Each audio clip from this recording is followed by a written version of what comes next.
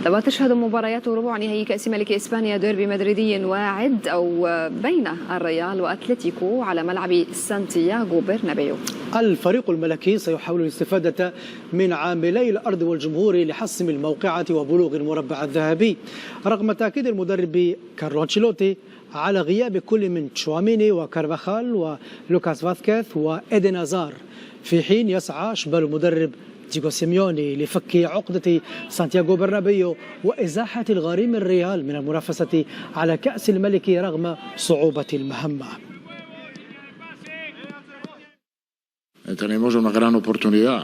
هذه فرصة رائعة بالنسبة لنا بالنظر إلى قوة المنافس. من الصعب الفوز على أتلتيكو، هذا ديربي، وبالتالي فهي ليست مباراة عادية، إنها مباراة خاصة مثل كل ديربي. أعتقد أنها ستكون ممتعة للغاية لأن أتلتيكو يتحسن، لقد لعبوا بشكل جيد للغاية مباراتهم الأخيرة، لذلك أعتقد أن هذه ستكون مباراة ممتعة.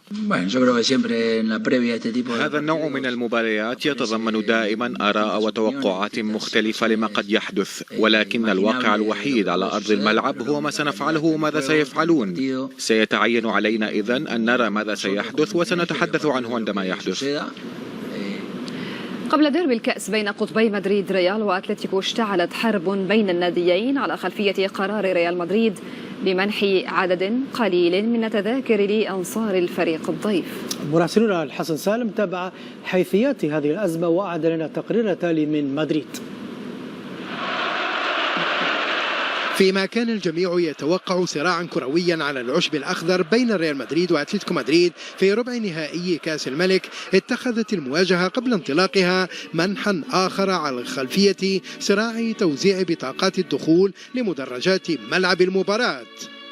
خبر تخصيص ريال مدريد 334 بطاقة فقط لمناصري أتلتيكو مدريد لحضور النزال الكروي بمعقل الميرينجي أثار غضب متتبعي الكرة في الشارع المدريدي.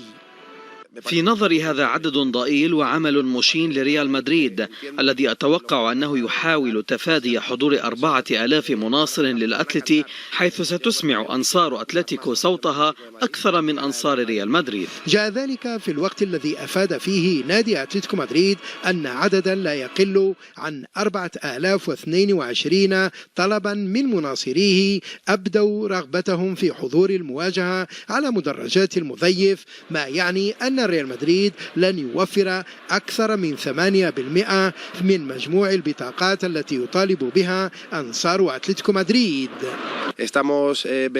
نتحدث دائما عن المنافسة الشرعية والنظيفة، ونتحدث عن واحدة من أفضل المباريات في العالم، وريال مدريد يحاول إبعاد التهم عنه ببياناته الصالحة له فقط، ولكن مباراة الكأس ذات المباراة الواحدة فقط على هذا الشكل غير عادلة.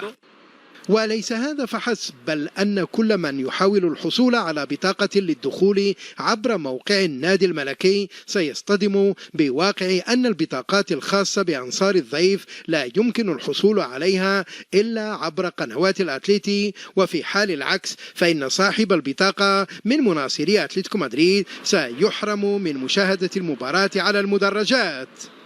ريال مدريد وعلى خلفية ما ورد اليوم فيما وصفته صحيفة ماركا بعار الكاس، نشر على موقعه بيانا يفند فيه ما جاء على صفحات الصحيفة المدريدية، مؤكدا أنه يحترم القوانين المعمول بها في كل المنافسات التي يشارك فيها.